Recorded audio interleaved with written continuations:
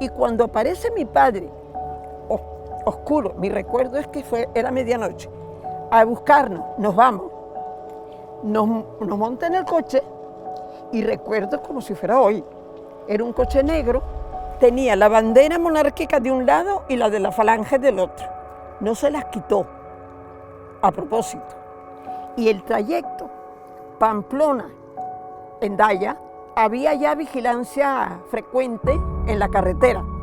Como él era un hombre de aspecto muy serio, iba con su sombrero, iba con el sombrero cuando estaba conduciendo, montó la comedia muy bien, pasaban el puesto y casi sin frenar, misión especial, y lo dejaban pasar porque tenía las dos banderas aquellas. Así llegamos a Irún. En Irún dejó el coche y pasamos a Hendaya. Bueno, pues este es un homenaje que hacemos al exilio republicano navarro, a los miles de navarros y navarras que tuvieron que irse después del golpe militar, comenzaron a irse de Navarra desde 1936 temiendo por sus vidas, y que luego en 1939 evidentemente fue una huida masiva de todas las personas que habían trabajado por la República, por los valores de la República, de justicia, de libertad, de igualdad, y que tuvieron que escaparse de Navarra. Muchas de ellas además luego nunca volvieron, lo cual supuso desde luego una pérdida personal para ellos, de sus familias, de sus pueblos, de sus entornos, pero también una pérdida importantísima para Navarra. Navarra se empobreció con la huida de todas estas personas, muchas de ellas intelectuales, artistas, que desde luego empobrecieron Navarra. Nuestro tatarabuelo común fue el que proclamó la primera república en Navarra, en Pamplona, en el balcón del ayuntamiento. Su hijo, mi tío Serafín, proclamó la segunda. Los Suder en Pamplona eran la familia política por excelencia, pero política en el buen sentido del término político, que era de servicio. Saltó la guerra civil, ellos republicanos, y tuvieron que salir por piernas y se fueron en exilio a Argelès. Y los dos estuvieron en Argelès. Una vez en Argelès pasaron meses muy mal y uno decidió enrolarse en la resistencia francesa, con lo cual ya se metió en la Segunda Guerra Mundial y acabó siendo chofer de un alemán, con lo cual estaba en la boca del zorro. Hay que decir que mi tío otro, José, volvió a España, a Barcelona, en la creencia de que no le iba a pasar demasiado y bueno, la dictadura lo metió en una cárcel en Cartagena y lo pasó muy mal.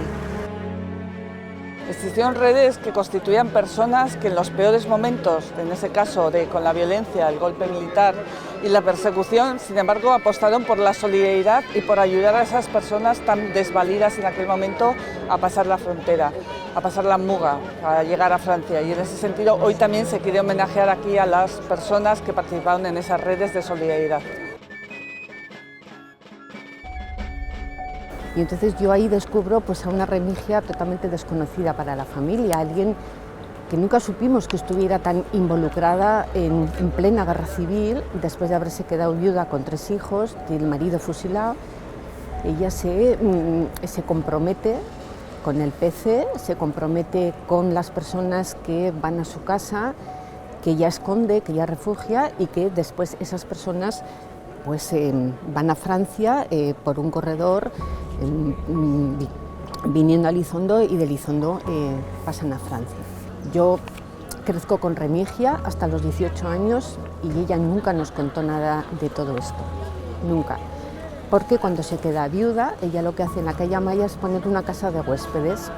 Y entonces mi madre, mis tíos crecen en la idea de que estas personas que van a su casa son los huéspedes que se hospedan en casa.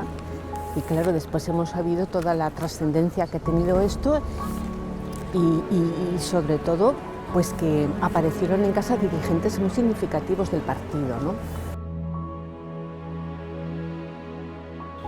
Sin duda dejar tu tierra, tu entorno, tu vida, tu familia, tuvo que ser una decisión muy difícil, una decisión que supuso un quebranto y un dolor enorme, tener que dejar tu casa, tus pertenencias, tus amistades, parte de tu ser y de tu vida para empezar otra historia en otra parte, desde la incertidumbre de enfrentarte a empezar de cero y no saber qué es lo que te deparará el futuro.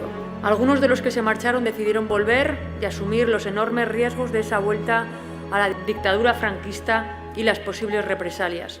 En el mejor de los casos les esperaba a su regreso el silencio y la oscuridad vital. Otros empezaron una nueva vida en Francia, México, Chile, Argentina, Paraguay o Venezuela. Otros no pudieron volver, pero sus familias habéis preservado ese legado y reivindicado la justa memoria. Y las instituciones teníamos que hacer gestos también para contribuir a ese reconocimiento y a esa memoria. Navarra tiene una deuda con vosotros y con vosotras, con ellos y con ellas.